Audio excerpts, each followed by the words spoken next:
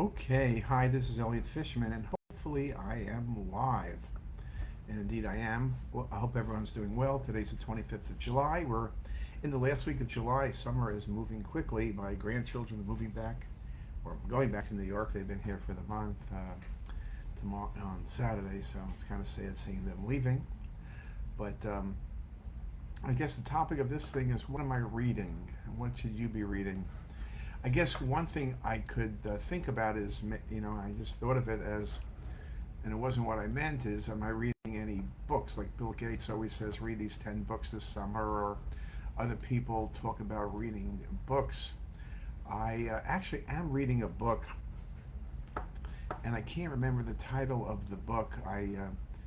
It's a book about, I think the guy's name was Jim Campbell. Um, the book is written by a number of people, including Eric Schmidt, who was the CEO of Google for a number of years. And this book is about interesting about an entrepreneur, and talking about some of the people who were good advisors to him and other people. He particularly spoke about um, that this person was a advisor to Steve Jobs and the people from, as well as the people from Google and many other people. I think it was Jim Campbell, but it's a good book. I'm about halfway through it, but maybe I'll come back to that in a different time. It's a interesting book, about someone who really had all of the abilities for leadership. I think he also was CEO of a couple companies, so it wasn't like he was just some guy off the street. Um, I think the book is called Trillion Dollar Coach, the leadership book of Silicon Valley's Bill Campbell. I think it's a really good book. It's not the most intensive book you've ever read, but anybody who can advise Larry Page and Eric Schmidt and Steve Jobs and many other people is pretty good. So, in terms of reading, I think it's a real challenge reading these days in terms of academics, and that's really what I wanted to speak about, not so much about Eric Schmidt or anybody else.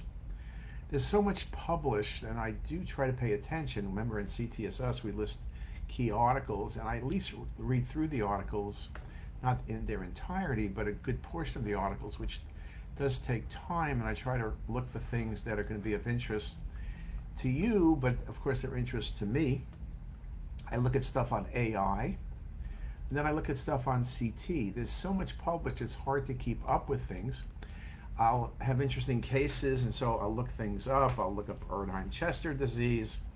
I was doing some work on thymic glands, so I looked up some articles. It ended up being radiographics, a very nice article on the thymus gland.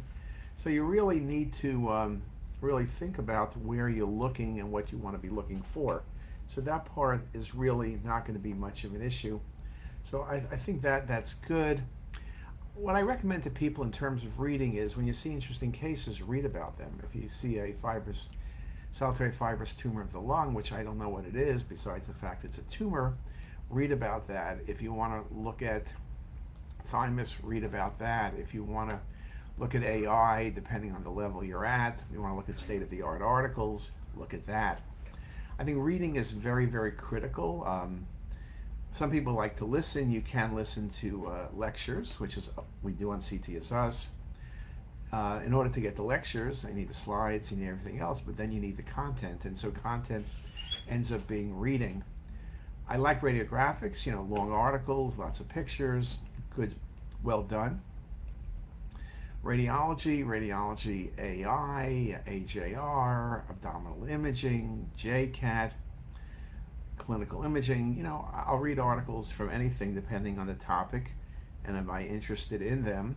And again, the AI article is probably the most challenging. There's easy AI articles, which are kind of reviews, and then there's the AI articles with algorithms, which is enough to put you to sleep or kind of make you understand how little you know about AI. So that becomes very important as well.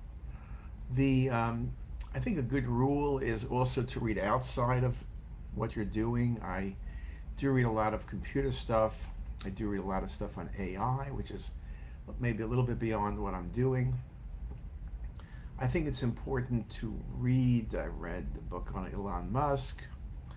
Uh, you're going to see things maybe you're not interested in.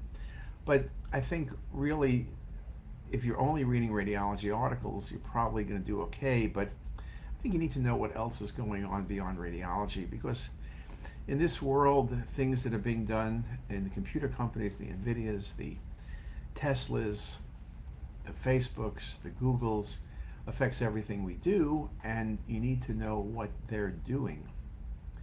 Yes, you need to know about the elections, and I won't go through the crazy week of who's running and who's not running and who's doing this, that, and the other. And I think we have 104 more days to election time, so it'll be a very long, busy election season. But I think you do need to read outside of radiology, whatever interests you, whether it's sports or computers.